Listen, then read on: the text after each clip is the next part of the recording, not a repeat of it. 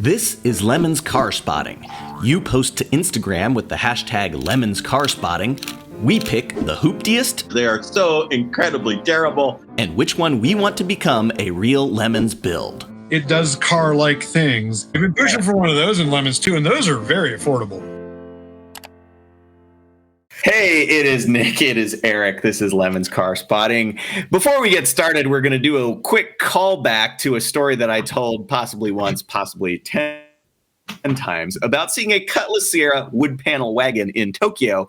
Now, somebody on the internet has posted a picture of a wood panel Cutlass Sierra wagon in Tokyo. This is not Tevlo, no Tevlo.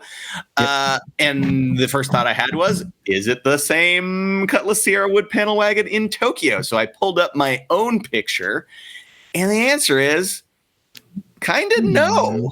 Wheels are different. Yeah. Tint is different, and wood roof rack is different. Ooh, I'm going to go ahead and point out a difference here. That's a Buick Century wagon. Oh, interesting. And that is also a Buick Century wagon. But I wouldn't have been. Yeah, you could have told me that one was a Sierra and one was not, and I would have believed you. But so ignore all that Cutlass Sierra talk. We're talking Buick Century wood panel wagons in Tokyo. 6 of 1. Hard to say. Wheels are different. Obviously, tint is a little different. Yeah. They both seem to have the same door sag and panel gaps, but I think that's normal. Yeah. I'm going to go out on a limb and say that there are multiple wood panel Buick Century wagons roaming the streets of Tokyo, Japan. Yeah, I hope this is some kind of car club that just exists for Buick Century. The other Century as opposed to the Toyota. So right. What imagine being that guy in Japan. Like, what do you drive? Oh, Century. Oh, wow, nice. I think we stumbled over an elaborate joke. It's like being an LS fan, and it turns out we all drive Lincoln LS. Yeah, right. I got an LS swap. That means you put like a different Jaguar V8 in your Lincoln LS. Yeah. Excellent. Well, I suppose we should get down to let's get down to business. Obviously every week we pick the car we most want to see out of the group in Lemons. The hooptiest. Nick will be selecting that at this moment. Stop. There you go. Hooptiest goes to Nick. All right. Let's get into it.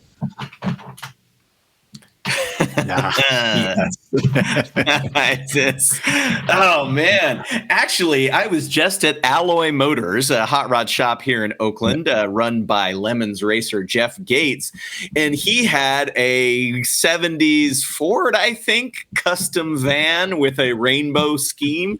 We'll have to do a callback on that one, but in the meantime we've got this fine machine. It is an extended high-top Dodge with a partial rainbow flag on it. I'm into it. Yeah, there's a lot. The more you look at it, the more you notice things. Like this appears that it may have been a transit bus or something. Right. Is that ramp like just, for easier passenger access? Yeah, I'm not sure. It looks like where the swinging doors would be on like a transit van, and then it's got the tall top, obviously. But man, looks like the club version of the Ram van. I think this is. Yeah. I can't tell them apart, but yeah. Now that you're talking doors, the cutout in the pop top section sure does suggest like a bus style passenger entry. Yeah. So awesome. Anyway, somebody's living the life, possibly living in the van on the streets of, where are we? This is from Fritz Armstrong, streets of Chicago. Yeah, it looks like the north side somewhere. Pretty great. Sweet. Also, the rainbow appears to be a patch over rust, if I'm guessing. It's a structural rainbow. Yeah, that's right. Nice. All right, moving on. It's Kizashi. For those unaware, Suzuki's swan song in the American automotive market. By all accounts, this was supposed to be a pretty nice car. I mean, this is the car of the classic variety where the car magazines review it and say, it's a great alternative to Acura TL, something like that. And then, 99.9 million out of 10 million to 100 million people went out and bought the Acura instead. So I don't really know what to say about the Kizashi. I mean, I can't fault Suzuki for trying. They're like, all right, we know how to make things. Let's make something nice. And then they did. But then it's just like such an oddball. The only context for Suzuki that we have automotive wise here is like the Sidekick and Samurai. Yeah. Yeah. I mean, we've talked about every time a Suzuki comes up, we ask the question, where would you even buy one if you wanted to? Like nobody knows where the Suzuki dealership was in town. It was the back lot of the power sports, dealership. Or whatever. Right. You went to buy, an ATV or a jet ski, and then like, oh, wait a minute, I think I'll also buy sort of a mid-level luxury car while I'm Right. Yeah. And my ex-wife bought a Chevy Malibu around the time that this came out. And I was like, let me look at it. And, it was cheaper. You could get it completely loaded for the price of a base model Malibu. But then it was like, well, what do I do when it needs, a part? Right. I don't know. There's no answer for this. There's no. So that would have been what, like 2011? Yeah. 10 or so 11. I also have a friend who bought a Chevy Malibu around the same time, and the thing is such a piece of garbage that he's now daily driving a hand-me-down 2006 Honda Accord from his parents. Yeah.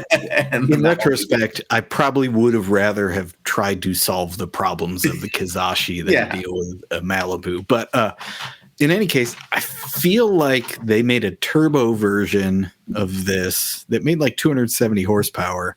Yeah. And then I can't remember if there was a manual option or not. I mean, if you were going to buy a Kizashi, it would be like, you have to buy the one that you're not going to have a lot of choices. Yeah. But, in theory, they gave one of those cars with a stick and a turbo to auto journalists, which is, the one of one. Right. Goes to the testing. The unicorn Kizashi. Yeah. Well, pretty cool. Thank you from Save the Wankles. Well, there's a person who appreciates a weird car. Yeah. All right. Next up. Back in our wheelhouse. I am wondering at this point, for those of you keeping score, which is nobody, is the K car the most commonly posted thing on Lemon's car spotting? Gotta be in the neighborhood. There's lots of Camaros and Fox bodies, and unless it's really spectacular, I don't tend to, throw them into the pool. Although that shouldn't stop you from posting them, because it is always entertaining when I or anybody else is scrolling through and seeing, the Fox body on blocks, classic. But I believe that on a previous episode, Southern Ohio Backroads found a convertible version of the Dodge 600. So here's the sedan with the worst rear window treatment I've ever seen on a car. There's a lot going on there.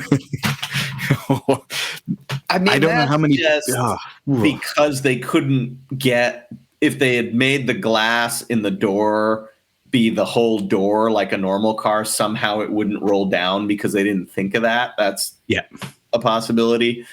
And since you mentioned that Southern Ohio Backroads Cars posted a convertible version of this, and bear with me here, it's almost like a lot of real crappy ass K cars are still roaming the streets of Southern Ohio when they're completely extinct, say, I don't know, in the Bay Area where I am.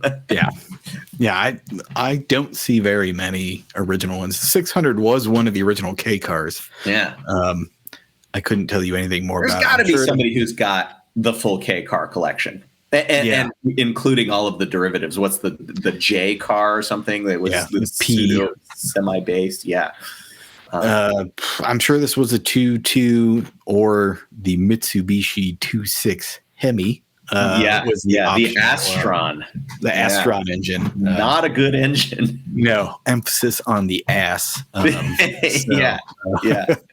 Yeah. Wow, boy. But, it was the whole K car. You could get almost the whole line could have either option for the engine and then automatic or manual. So it's possible this has the 2.6 and a 5-speed or a 4-speed, something like that. It probably isn't, but it probably doesn't. But one can dream. There you go. All right. Oof. Oh man, it's a Tracer. Is it? Is that a Tracer? Is it? I think that's an Excel. Oh no. Well, you can be the tiebreaker here in the comments. I think it's a Tracer, and the only reason I say that is a block from me there is an Excel sitting in a driveway with the club on it.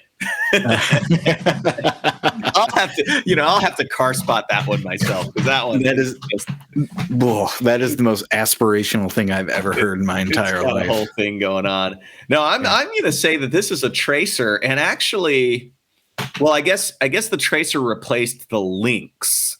I mean, it's all escort sharing land, but. Well, boy, that it's more complicated than that, because of course it is. The Tracer was a Ford Laser, which was Australian built. Not to be confused by Plymouth Laser. Right. Based on the Mazda 323. So it is basically a Mazda 323 that was somehow built by Ford in Australia and then sold in the United States as a Mercury. Right. Because Ford of America doesn't know how to make a car.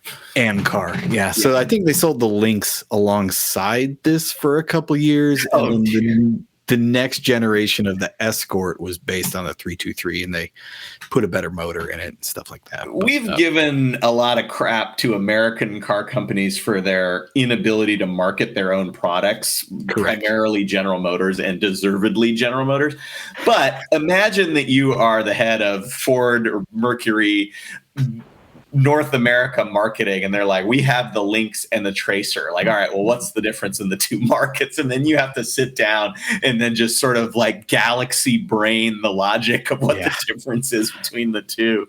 I mean, man, Mercury totally in general, Mercury got hosed entirely, but in the 80s, especially, when they're like, here's a Mazda and here's another Mazda, but they're built by Ford in Australia, and you have to sell those. And also, we have these Fords that were built in Germany that are based on a totally different car. They're a different mark, but you have to sell them. Good luck. But don't forget that they look kind of the same. Right. Good luck explaining this to your buyers, or even to your employees, let alone your At least Suzuki had but one car, and then they're like, hey, if you have a Suzuki motorcycle and you decided you want a car, this is your choice. Yeah. So bad, man. So I don't know. Is it a Tracer? I assume you're probably right. We've had one in Lemons. Keith Kemp, Cool Hand 454, who has posted the famous whatever that car is. His first race was in a Tracer with an automatic, and he got rid of that car real fast. Well, he upgraded to an Escort GT, which is not straying too far from the path. Yeah. It's in the family. Yeah. All right, next up. Ooh. Oh man, it's an LTD. Speaking of Cool Hand 454, look at that. LTD. And you know what's funny? As soon as I saw this, I thought Chicago, because I thought Uncle Buck. But it turns out that this is Cool Hand 454, who is in Chicago.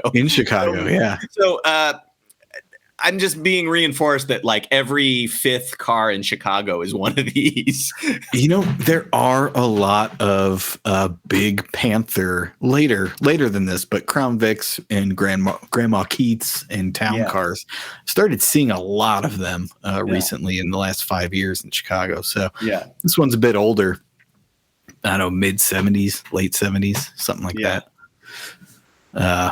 There's a lot of them around. Not as old as this, but this has the slab side and the side markers of the Continental of the same era as well. And I mean, Uncle Buck theme. Yeah, just easy. Yeah, totally. You just need, two kids, obviously Uncle Buck, the teenage daughter and her crappy boyfriend who possibly is going to get tied up with duct tape and shot at with golf balls. I mean, there's so many different directions you can go. Yeah. All right. Next. Fine automobile. What the? Oh, man. Oh, Lord. Oh, wow. So, I mean, this is going to be one of those weird beating the system. I know better than the major car companies. Right. Small volume something. I'm going to have to cheat and read the comments. Oh, there you go. So this is from Jeebus Cries. And the first comment, Electrek Uncars. That can't be. Is it Unicar? I'm not good with Uncar. Yeah.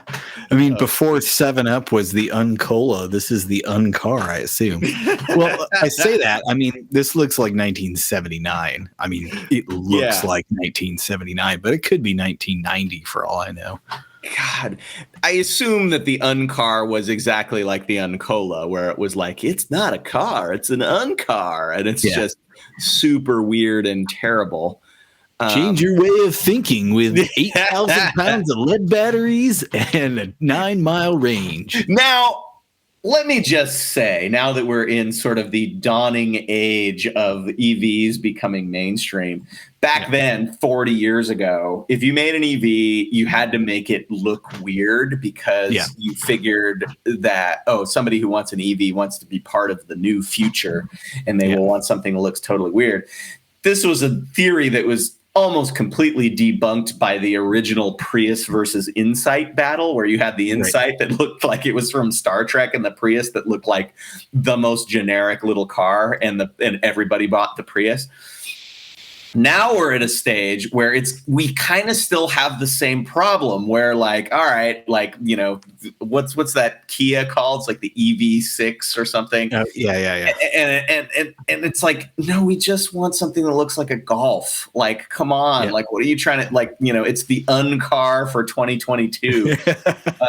So I don't know. I mean, I hate to be the one that's arguing for something that's conventional, but it's one thing if, all right, like I've made the Ferrari GTO and it's unconventional and it looks incredible.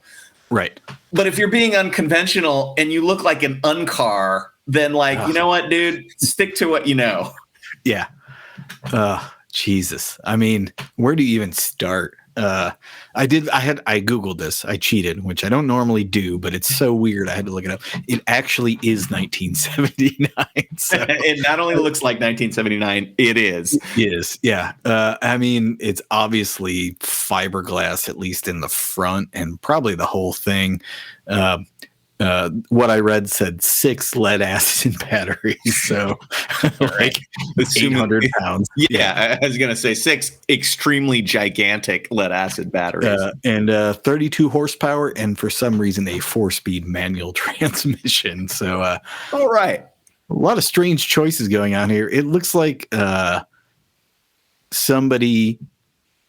I use this analogy a lot, but it sounds like somebody described an AMC Gremlin over the phone to somebody. To a 6-year-old. Yeah.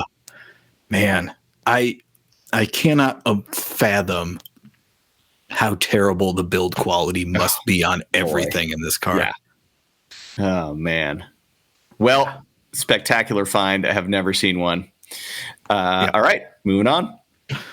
Oh, it's big anonymous American boat, AMC, possibly. Polara, maybe. Oh yeah, Plymouth, whatever the Plymouth is. That's a possible. I don't know. It's a Mopar. I'm pretty sure. Yeah. The Mopar has. I can't explain it in words, but there's a certain styling to it that just is Mopar. Certain aesthetic. Does it have literally a tumbleweed parked in front of it, like sitting in? Yep. Sure does. The sign also says, "Don't even think of parking here," which is awesome. That reminds me of the shot that I took myself of my own BMW 2002 in West Oakland in front of the sign that says, "No parking in driveway, fool." I had to park and take a picture. Yeah. Totally. Yeah. Well, that's pretty good. Nice survivor status giant Mopar. Yeah. All right. That's pretty awesome. Ooh, it's a mango Corolla or a peanut. There's a subtle difference between the mango and the peanut. The mango is a bit more of a fastback than the peanut, and I think that's what this is. It would be like a TE72 Corolla in the factory parlance.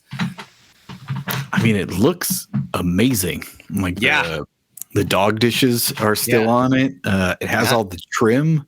Yeah, the side marker's fallen off, and it's obviously a little something. Yeah, it's a little smashed, but well, these are. Boy, they're kind of few and far between. There's here in the Bay Area, there's a small group of folks who have done these up in sort of, period race car style with the screw-on flares, big wide 13-inch wheels. And they're cool. They're cool little cars. Yep. Again, cheating and reading the comments. Lemon's garage or Lemon's participants Argonaut Garage work on this car apparently. So that means they're local to me. I'm surprised I haven't seen it. Yeah, Berkeley, California. Yeah. So there you go. This looks like Berkeley. Yeah. If anything, it looks like El Cerrito, but that's a subtle distinction for a local. There you go. All right. Next up. Oh man. This is from Lemons veteran, former Lemons, if not reigning Lemons season points champion, Chris Blizzard. Yeah, I believe he is the reigning points champion. Yeah, finding himself a tastefully modified 280ZX. Yeah. Oh man, so much. There's so much. I don't even know. Louvers. NASCAR style wing. The skirts are literal skirts. I appreciate that. The chameleon tint, raised blue letters on the tires over the purple wheels. This is the whole package right here. When you say literal skirts, now normally when you go to Home Depot to buy your ground effects, you're shopping in the rigid section of yard drainage products. Correct. I feel like they went to the indoor, shower section of the same Home Depot for the ground effects on this car. I wonder how many Shriners jackets died for that aero kit. That might be a Midwest joke. Anyway. Speaking of raised blue letters, what? Delinti.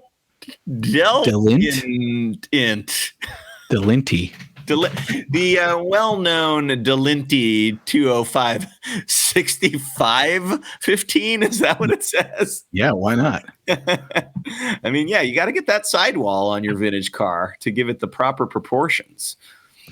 Everything happening here is that's good. A nice find. Not to jump ahead, but if you were to race this in Lemons, no theme needed. Already done. Yep. Put some numbers on it. Also looking in the comments, Petty Cash Racing, another longtime Lemons friend, competitor, and judge. Using the proper Craigslist vernacular, describing the car as immaculate, which I can't say, can't describe it any better. Yep. All right. Next up, the Rampage. Not just a Rampage, but like, boy, that can't be stock. That can't be factory with a turbo.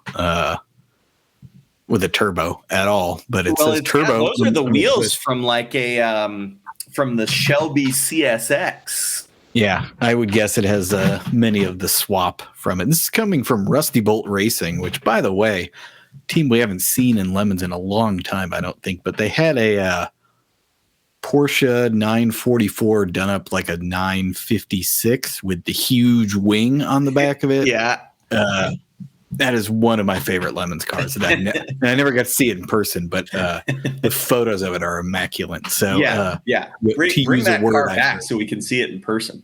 Yeah, so good. We don't usually give a crap about 944 tribute liveries or 944s or 956s, but it was just this perfect confluence of things. Yeah, right. But this, if you're gonna don't just do the tribute livery. Like if the original car has some kind of comical affectation, like a giant wing, definitely include that. Yeah. The only thing I can say about the Rampage, my former roommate, one day he comes home and he was so excited. He's like, dude, I saw his car and it was a truck, but it was small. And I can't, it was called like the Havoc or the Mayhem. I was like, dude, I think you saw a Rampage. Yeah, I saw a Rampage. It's like, it's an attainable goal if you can find one. Yeah. The hard part is finding one that exists anymore. So, yeah. Well, this one is certainly in the running for the nicest one on the planet. It looks like it. Yeah, as you point out, it has the Shelby Omni, Shelby Charger nose on it, and wheels to go with it. So I'm sure it's a Shelby Charger swap.